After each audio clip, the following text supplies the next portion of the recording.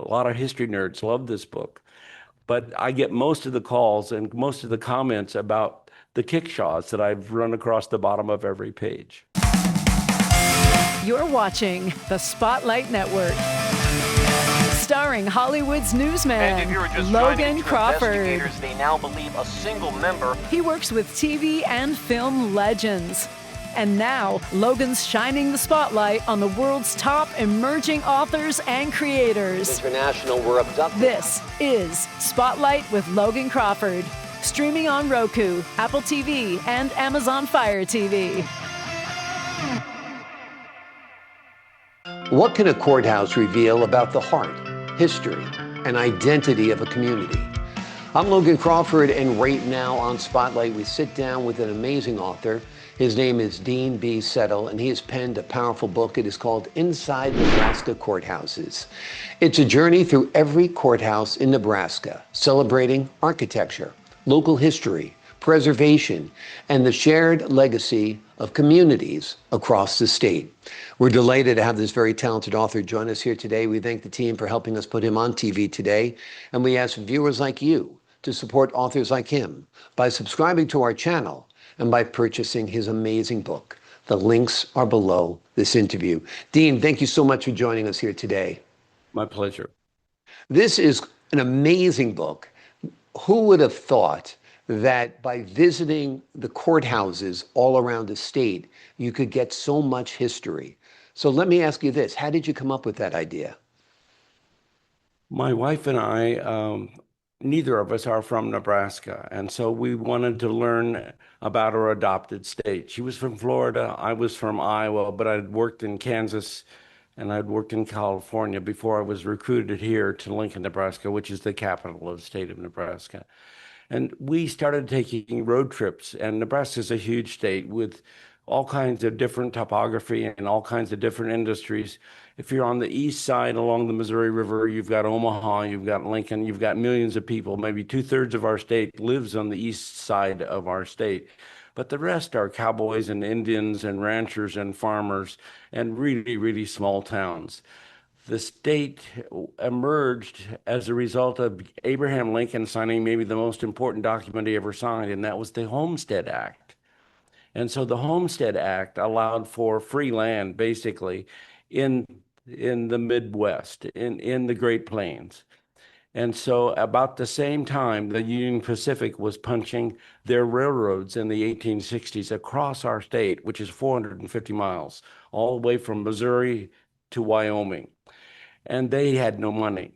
So what did they do? Every other section, 8 miles to the north, 8 miles to the south of the track, was up for sale. They sent land agents to Europe, and they captured all kinds of stories and imaginations of German farmers, Swedish farmers, Czech farmers, and they moved to the Midwest.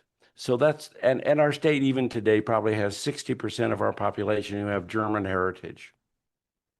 Amazing, amazing. Let me ask you this. Why do you believe county courthouses are such important symbols of community identity? You know, I think things are changing because now people can do business with their local government entity online. But for years, you had to personally show up and talk to the county assessor about the property values that you had. You had to pay your taxes there. You had to serve on juries there. You had to go to the county board if there was a disaster in your area. In this part of the world, tornadoes are really a force to be reckoned with. And your first call is probably to the county commissioners or the board of supervisors of your respective county. And so there were many, many reasons. But, you know, historically, when William the Conqueror, after the Battle of Hastings, 1066, first came to southern England, the first thing he did was establish counties. They needed counties in order to get a census as to who was going to pay taxes to the king, number one. Number two, a real insidious census as to who had sons, because they would fight in the King's War. First public official that was ever appointed was a sheriff. That continues on to this day, and the sheriff in Nebraska may work for the county and may answer to the county board, but they're the most independent dudes you've ever met in your life. So there's some interesting history here. Also, some early history in the United States. Lord Fairfax was given Virginia, the whole Commonwealth of Virginia, by the king. His first problem was, I don't know what I have. It needs a survey.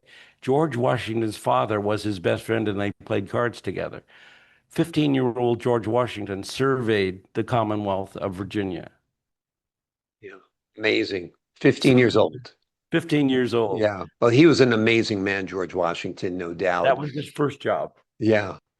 So there, Courthouses also had to be in close proximity to the people because you had to be able to get there within like a day's horseback ride early that's right. on, right? The typical size and size that we see here in the Midwest is 24 miles by 24 miles. Mm. In Nebraska, we have 93 counties, and it's pretty faithful. That's basically, occasionally it'll change because of a river Mm. altering a boundary, but basically they're laid out in sections, 640-acre sections, and then you multiply that until you have a county, and the rest is business. Exactly. Among the many observations you've met, of course, or encountered, of course, were the ties to the community, but also the architectural details stood out to you. Talk to us When about I did those. when I did the research, Logan, on this particular book, there have been many books out, and Google, of course, has pictures of all 3,100 plus county courthouses in the United States. So you can jump on Google and you can find your courthouse in your county. So that has already been done. And many states actually have published books on pictures of the exterior of their courthouse, county courthouse buildings. Occasionally, the public will get confused because there are also 1,500 federal courthouses sprinkled around the United States as well. My focus was on counties, and part of that was my experience. I worked 51 years as a county public administrator. I administered mental health programs, basically. That's what I did for a living for years. My wife also worked for counties, and so that's kind of the why. And then we decided that in order to make something new and fresh, we would flip the paradigm and basically only focus on the inside of the building, not the exterior. And so I took 6,000 photos in 93 courthouses. It took me 11 months and 28,000 miles. Amazing, amazing. And you did this with Harriet, correct? Yes. Yeah. And Harriet lasted through the first 82 visits, and then she was consumed by cancer and died.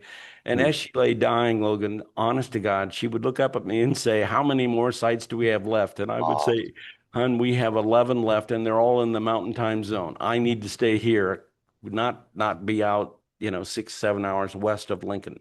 yeah. Amazing. Well, it's wonderful you have this beautiful legacy of your travels around Nebraska together. And I think that is really a great testament, not only to your work together, but your love together and your relationship. So that's great. Did visiting every courthouse change the way you see Nebraska? Um, I found myself being somewhat depressed by the fact that it's changing because of the internet and because you can pay taxes online. You can do almost everything online that we used to have to do in person. That bothers me a bit because we elect our neighbors to be our elected officials at the county level, and they're our friends and our neighbors, and usually our first response to a problem or to a proposition or to an issue with regard to your assessed evaluation of your properties. And so we're losing some of that just because of society changing dramatically. It still is a major employer in most all of the counties in Nebraska. Um, they have 15 to 18 different departments, all of them, no matter what the population of the county is. We have 3 counties now that are under 400 people. That's all. I don't know how you do an election in a county that small. But nonetheless, they maintain those county courthouses, and those officials do a very important public job. Yeah, absolutely. Was this your first time writing a book? I have written other things professionally and had those published years ago, but this is the first time in a nonfiction format like this, and I got to pick the project, and it was a rewarding one. I enjoyed meeting the people. Yeah, Absolutely, absolutely. Talk to us about some of those encounters, the people you met. Did you interview them? Talk to us a little bit about your MO as you went from courthouse to courthouse. The protocol on this is that probably the longest tenured public official is the county clerk. They tend to be people who have served 10, 20, even 40 years.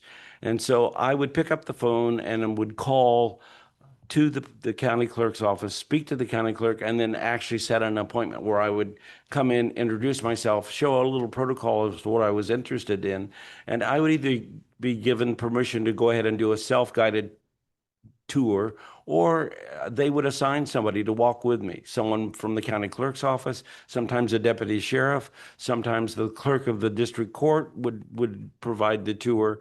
And so in my mind, when I laid out the outline for this project, I always knew that I would have one page of photos of the things that caught my eye as a result of the tour, and the other side would be an essay that I would write immediately after getting back to my car. So I had a written record of each of those experiences, and then I had a visual record. And then Logan, human behavior is never a surprise to me because I was in that business all my life. Third thing happened as we walked and talked through the courthouses. They began to either be proud of something in their courthouse, or they would trash something about something in the courthouse, or they would talk about a sheriff who shot himself in the foot 3 times because he would fail to put the safety on his gun. So I ended up adding a third component. You always have the essay, you always have the photos, and then along the bottom of the page, I borrowed a Shakespearean term called kickshaws. Kickshaws, like 1600s, a term meaning morsels, tidbits, stuff.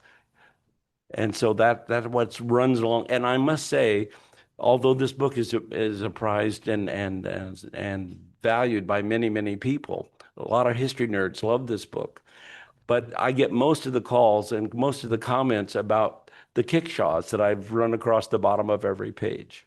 Amazing, amazing. We got Andy already told Barney Fife that he can't put his bullet in the gun or he would shoot himself in the foot. But apparently Barney didn't get that message. That's one of your Kickshaw stories. I'm And just there are joking. some other really tragic ones, like, in the frontier in the early mid 19th century, we had a lot of lynchings in Nebraska. Yeah, And so they talked about the big trees that used to surround the courthouse square, and some of those were cut down just because it eliminated the lynching possibilities. amazing, amazing. Is there another state in mind for you next? Are you thinking about doing I this get a somewhere lot of else? states wanting me to come and do the same kind of thing. Actually, I've found a second book that is somewhat related to this first book, and it's going to again be on 19th century frontier Nebraska, and it's the number of opera houses we had in Nebraska. And there were over 500. If you called yourself a town, you had to have a meeting place, and you had to have a meeting place that was safe for women and children. The only other place would be the tavern in the 1860s. Right. And so uh, I'm about a third of the way done on that. And then I have a play in me as well, and that play is probably going to be in 27. So Awesome. Well, you're a I'm busy getting it man. right. Busy is good. The whole idea of 500 opera houses in Nebraska blows me away. Well, one of the reasons movies obviously Yeah. changed that whole business. But one of the things that I've kind of laughingly thought about is in Nebraska, in those 500 facilities, they showed Uncle Tom's Cabin, or they performed Uncle Tom's Cabin 500 times. So one of my theories is they failed because they ran out of new material. Exactly. They needed a Dean Settle there to come up with a good play for them to perform. That's for sure. Before we leave you today, Dean, let me ask you this. When someone finishes Inside Nebraska Courthouses, what do you hope they understand about history, place, and community? Well, it very definitely will move you back to the 19th century when we didn't have cities and we didn't have electricity and we didn't have a system of roads. So it makes you really contemplate how would have I survived in the prairies in this part of the world. And I'm not sure that I would have been able to do that. So a lot of history nerds are kind of there with me on that. They try to picture themselves living in Broken Bow, Nebraska in the 1860s. Yeah. daunting. All kinds of prairie fires, all kinds of Native Americans trying to steal your food, and because we'd already taken their buffalo, so they were hungry. Yeah. Lots and lots Amazing. of history. There's a great story about Broken Bow. Two women uh, set their husbands' barns on fire, so the citizens hung them. Wow. Why did the women set the barns on fire? Do you have any Not a good idea? marriage, I would say. They're a little marital discord, so they set the barn on fire. Not a good idea. Then they got lynched. Fascinating. The name of the book we've been talking about today is called Inside Nebraska Courthouses. It is written by a terrific author. His name is Dean B. Settle. It celebrates Nebraska's county courthouses as architectural and historical treasures, each one telling a story about the county seat, the people it serves, and the community values it represents. It also honors the remarkable journey Dean shared with his wife, Harriet, as they visited every courthouse in Nebraska. Dean, thanks so much for joining me here today. Thank you very much. I appreciate your time, your insight, your wisdom, and the great work you've done on this book. To the folks at home, I'm Logan Crawford, thanking you for your time this time. Until next time.